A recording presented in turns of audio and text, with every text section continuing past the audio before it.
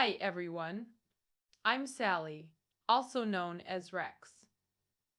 Today we're discussing the Gelcade novel, The Miracles of the Namiya General Store, a popular foreign fiction. First serialized in 2011, officially published as a standalone book in 2012, and now we're in 2017. Meaning this work is about 5-6 years old. An absolute cultural phenomenon by Japan's master mystery writer, Keigo Higashino. Higashino's popularity has skyrocketed globally, especially in Japan and China. He's written dozens of novels, an extraordinarily prolific author with continuous bestsellers and award winners. His TV adaptations remain hugely popular. As a dedicated mystery writer, he's basically defined modern crime fiction. Higashino's perfected this specialized genre, achieving global recognition. His crime novels typically use criminal cases to dissect human nature. You finish reading, thinking, how could people be like this? What drives such humanity? Yet through his narratives, you understand how circumstances shape actions, truly thought-provoking. Most stories center on murders, revealing humanity's darkness and redemption through tragedy. But Namiya General Store breaks this pattern. There's petty theft, but no homicides. This makes it radically different from his typical crime novels. It focuses on ordinary people's lives, very uncharacteristic of Higashino's style. Yet the masterful suspense weaving makes it quintessential Higashino, proving mysteries needn't involve crimes to captivate. This trend of integrating mystery elements has grown significantly across novels, TV dramas, and web series, though some attempts feel forced while others succeed. Higashino's works form an essential part of this movement, arguably pioneering its development. Let's cut to the chase and explore what makes Higashino's writing distinctive through this particular work. Before we begin, major spoilers ahead. Spoiler-sensitive listeners proceed with caution. So, what's The Miracles of the Namiya General Store actually about? In a quiet Tokyo suburb stands an unremarkable general store, the story's central location. Write your troubles, drop them through the metal shutter slot, find answers in the milk crate next morning. That's the core premise. Ordinary people's lives intertwine with this mystical store, their fates dramatically altered through these connections. The novel's structure fascinates. 5 seemingly independent chapters gradually revealing their connections. After the first self-contained story, you might question if this is actually a novel collection. It feels more like interconnected novellas initially. Each story appears complete on its own surface level. New characters emerge in subsequent chapters, their links to previous narratives only becoming clear halfway through, creating continuous revelation moments. This storytelling approach builds cumulative satisfaction throughout the reading experience. All threads converge in a profoundly able conclusion. Alright, let's dive into the story. Chapter 1. Answers in the Milk Crate, establishing the Namiya Store's core premise. Write your troubles on paper. Slip them through the metal shutter's mail slot. Retrieve personalized responses from the milk crate next morning. A heartwarming premise begins unexpectedly with 3 thieves on the run. After committing theft, their escape car breaks down. Now what? Hide in that abandoned building, one suggests, remembering previous reconnaissance. Thus they stumble into the derelict Namiya General Store. Accidentally discovering the store's mystical secret? What secret? A functioning advice service across time. Old magazines reveal the store's history. Owner, Mr. Namiya, initially answered children's playful queries, gradually receiving genuine heartfelt consultations, transforming it into his life's work. The store's fame peaked decades ago, yet letters keep arriving through the shutter. Now these fugitives hold a real consultation letter in hiding, criminals facing existential crisis, yet holding someone's vulnerable confession. Ignore it. We've got our own problems. The logical reaction? But one thief insists. They trusted us with their pain. We must answer. The consultant is a female athlete. What sport? Let's call her Anonymous Athlete for privacy. She's preparing for next year's Olympic trials in a niche sport.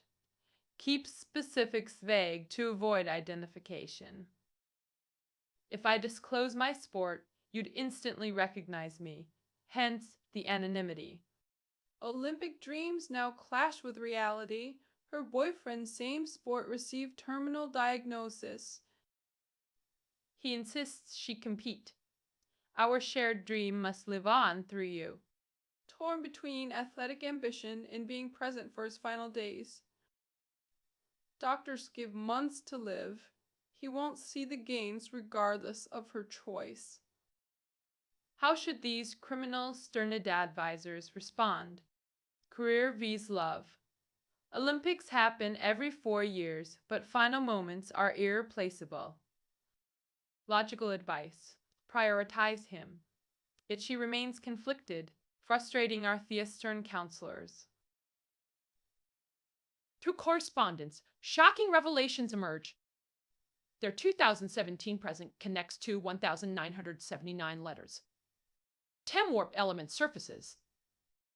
1980 Moscow Olympics, boycotted by Western nations during Cold War tensions. Cold War context crucial. U.S.-led boycott of 1,980 games. Soviet retaliation in 1984, L.A. Olympics. They realize her 1,980 dream is doomed. The boycott makes participation impossible. Japan followed America's lead in boycotting the 1980 Olympics, making her participation impossible regardless. Their advice becomes clear. Focus on your boyfriend, since the Olympics are unattainable. But revealing future historical events to 1,979 correspondents proves impossible. It requires careful phrasing. They craft harsh yet strategic responses, anticipating psychological reverse effects.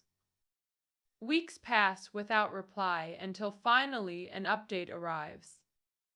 She attended training camp to honor her boyfriend's wish, though failed qualifying trials. Ultimately spared regret, both seeing Japan's boycott and being with him in final moments. Her gratitude letter reveals perceived reverse psychology. Your harsh words motivated me to find balance. The thieves' unintended positive impact shocks them. Criminals facilitating meaningful closure. Society labels them villains. Yet here they manifest unexpected compassion. Their brutal honesty accidentally became perfect counseling strategy. This paradoxical success marks their first redemptive act. Chapter 2. Midnight Harmonica introduces the fish shop musician. Another consult case. A small town heir, torn between family fish business and music career. Expected to inherit generation-sold fish shop, yet dreams of musical stardom. Dropped out of college for music only to face years of struggle. Grandmother's funeral, rain nights, family conflict duty, B's passion. The Thieberstern advisors face obvious choice. Take over the stable business. Your music career's going nowhere. Harsh but realistic assessment. Plot twist. Father unexpectedly supports his musical pursuit. At consultation climax, he plays original composition, Rebirth, on harmonica. The thief's response shifts unexpectedly to encouragement. Follow your heart till the end. Cryptic final advice foreshadows future narrative developments. Years later, during Christmas season, he volunteers at Wangguanyan Orphanage for a performance. Children enjoy his music, except one distracted girl, until he plays Rebirth. The girl becomes entranced by his original composition, later humming it perfectly. Tragedy strikes that night. Fire engulfs the orphanage. All survive except the musician, who sacrifices himself, saving the girl's brother. In final moments, he understands the letter's advice: persist till life's end. Years later, the orphan becomes a star, closing every concert with Rebirth as tribute. Chapter 3 reveals Mr. Namiya's own story through his son's perspective. Aging Namiya unexpectedly closes shop to live with son, later diagnosed with terminal cancer. On deathbed, he requests son's help with something unbelievable: maintaining the advice legacy. The son swears compliance only to hear an unbelievable request from Mr. Namiya. He demands one final night at the abandoned store, but why? The tragic Picaro, a single mother's drowning accident years prior. Victim identified as past consulter, unwed mother considering abortion due to infertile condition. Namiya's original advice: keep the child ready for complete devotion. News of her death triggers existential crisis about his counseling legacy. Haunted by uncertainty, did his guidance help or harm? This moral burden leads to store closure during final illness. Deathbed plan: 33rd anniversary revival of consultation service. Requesting former consultees to report outcomes during midnight Tadan session. Miraculously, the temporal gateway activates as planned. Son waits faithfully in civic car throughout the magical night. At dawn, the son discovers numerous response letters in the store, most expressing gratitude for past consultations. Among them, confirmation about the drowned mother's child survived and raised in Wangguanyan Orphanage. The orphan grew resentful, believing his mother attempted murder-suicide until intervention. Aguirre shares the fish shop musician's sacrificial story, revealing his mother's true devotion. Medical records show emaciated mother brodatized, feeding him 30 kilograms body weight, sustaining healthy infant.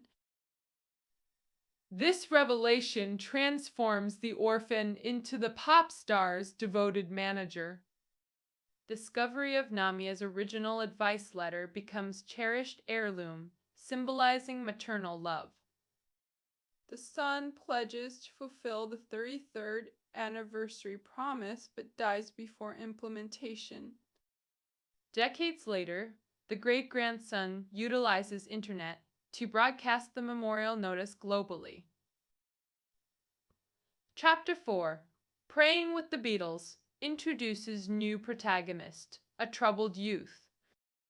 Our protagonist is a privileged teen from upper middle class background when this story begins. His indulgent parents fulfilled every material desire without hesitation. A die-hard Beatles fan. He possessed complete Paimon collection, inherited from cousin Japret. The records weren't purchased, but inherited after cousin's tragic accident. Family's state-of-the-art sound system became his social currency for impressing friends. Come hear authentic Beatles through our 10,000-pound speakers, became his daily boast. Alright, cataclysm strikes. Father's failed investments plunge family into massive debt. We're fleeing creditors at month end. No questions. Father's announcement shatters his world. Filial trust begins crumbling like vintage pie hole left in sun. Desperate and conflicted, he discovers the Namiya Store's consultation service.